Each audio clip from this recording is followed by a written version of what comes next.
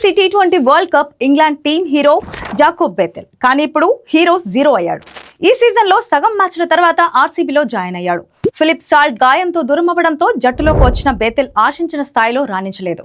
ఒక్క మ్యాచ్లో కూడా చెప్పుకోదగ్గ స్కోర్ కూడా చేయలేకపోయాడు. ఈ సీజన్లో జాకోబ్ బెథెల్ చేసిన హైయెస్ట్ స్కోర్ 27 పరుగులు మాత్రమే. 6 మ్యాచ్లలో ఒక్క హాఫ్ సెంచరీ కూడా చేయలేకపోయాడు.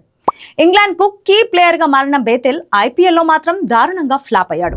వరుసగా 6 అవకాశాలు ఇచ్చినా నిరూపించుకోవడంలో ఫెయిల్ అయ్యాడు. 6 మ్యాచ్లలో 70 బంతులు ఆడిన బెథెల్ కేవలం 85 పరుగులు మాత్రమే చేశాడు. ఈ సీజన్లో కేవలం 3 సిక్సర్లు మాత్రమే కొట్టాడు. 2025లో ఐపీఎల్లో ఎంట్రీ ఇచ్చిన బెథెల్ ను ఆర్సీబీ సొంతం చేసుకుంది. ఆ సీజన్లో 2 మ్యాచ్ల్లోనే ఆడే ఛాన్స్ వచ్చింది.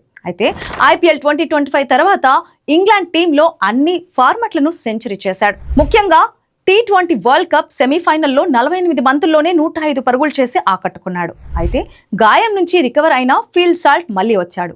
ఇటు బెథెల్ కూడా రాణించలేకపోవడంతో రానున్న మ్యాచ్లు ఫీల్డ్ సాల్ట్ ఆడే అవకాశాలు కనిపిస్తున్నాయి. ఇలాంటి మోర్ ఇంట్రెస్టింగ్ స్పోర్ట్స్ అప్డేట్స్ కోసం చూస్తూనే ఉండండి ప్రగతి మీడియా. Thanks for watching.